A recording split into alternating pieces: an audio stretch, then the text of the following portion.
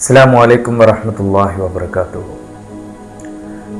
അങ്ങനെ സൂറത്തുൽ ഹാക്കയിൽ നമ്മൾ അന്ത്യനാളിനെ കുറിച്ചും തിന്മകൾ മാത്രം ചെയ്ത് മുന്നോട്ട് പോയിരുന്ന സത്യനിഷേധികളായിട്ടുള്ള ആളുകളെക്കുറിച്ചും പ്രകാശം എന്താണ്, അതിൻ്റെ മഹത്വം എന്താണ്, എന്നൊക്കെ അറിഞ്ഞിട്ടും അത് സ്വീകരിക്കാതെ പോയ ആളുകളെക്കുറിച്ചും അവരുടെ പരിണിത ഫലങ്ങളെക്കുറിച്ചും ഒക്കെ നമ്മൾ പറഞ്ഞു.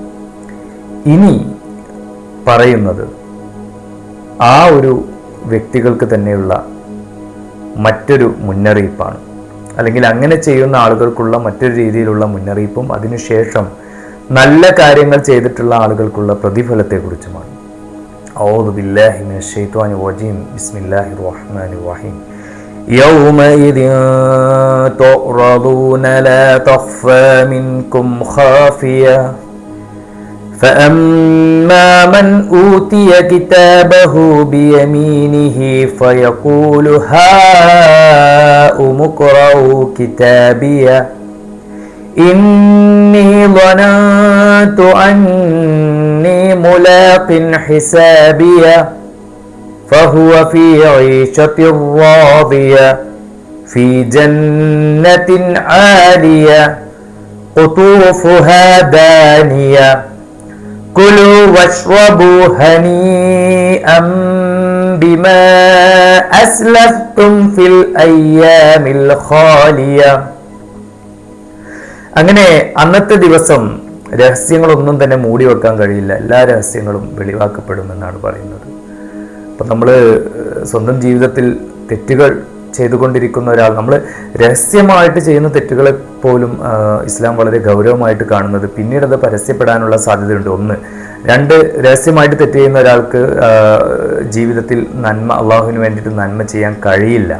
അതുകൊണ്ട് രഹസ്യമായി ചെയ്യുന്ന തെറ്റുകൾ പോലും നമ്മൾ എന്ത് ചെയ്യണം, ജീവിതത്തിൽ നിന്ന് ഒഴിവാക്കാൻ വേണ്ടിയിട്ട് ശ്രമിക്കണം എന്നുള്ളതാണ്. അടുത്തത് ഫഅമ്മാമൻ ഊതിയ കിതാബഹു ബിയമീനി. ആരുടെ കയ്യിലാണ്, ആരുടെ വലത് കയ്യിലാണ് ഗ്രന്ഥം കിട്ടുന്നത് എന്ന് വെച്ചാൽ അവർ ഫയഖൂൽ, അവർ പറയും ഹാഉം ഇഖ്റഉ കിതാബിയ, എൻ്റെ പുസ്തകം വായിച്ചോളൂ. ഇനി വനന്തു അന്നി മുലാഖിൻ ഹിസാബിയ, ഈ ഒരു വിചാരണ ഞാൻ മുൻകൂട്ടി തന്നെ കണ്ടിരുന്നു, മുൻകൂട്ടി തന്നെ എനിക്കറിയാമായിരുന്നു. ഫഹു ഫി ഐഷത്തി റാദിയ, അവർ വളരെ സംതൃപ്തമായിട്ടുള്ള ജീവിതത്തിലായിരിക്കും. ഫി ജന്നത്തിൻ ആലിയ, ഉന്നതമായിട്ടുള്ള സ്വർഗത്തിൽ. ഖുതൂഫുഹാ ദാനിയ, അതിലെ ഫലങ്ങൾ ഇങ്ങനെ തൂങ്ങിക്കിടക്കുന്നതായിരിക്കും. കുലു വഷ്റബു ഹനീഅൻ ബിമാ അസ്ലഫ്തും ഫിൽ അയ്യാമിൽ ഖാലിയ. നിങ്ങളുടെ മുമ്പുള്ള ജീവിതത്തിൽ, നിങ്ങളുടെ ഐഹിക ജീവിതത്തിൽ, ഇഹലോക ജീവിതത്തിൽ നിങ്ങൾ എന്തൊക്കെ രീതിയിലാണോ പ്രവർത്തിച്ചത് എന്നുള്ളതിനെക്കുറിച്ച് നന്നായി അറിയാം. ആ ചെയ്തതിനുള്ള പ്രതിഫലമാണിത്. നിങ്ങൾ യഥേഷ്ടം കുടിച്ചുകൊള്ളുക, ഭക്ഷിച്ചുകൊള്ളുക, എൻജോയ് ചെയ്തുകൊള്ളുക. കാരണം അന്ന് നിങ്ങൾ ചെയ്തതിനുള്ള പ്രതിഫലമാണ് ഇത് എന്ന് അവരോട് പറയപ്പെടും. അപ്പോൾ ആ രീതിയിൽ പറയപ്പെടുന്ന ആളുകളുടെ കൂട്ടത്തിൽ നാഥൻ നമ്മെ ഉൾപ്പെടുത്തി അനുഗ്രഹിക്കുമാറാവട്ടെ.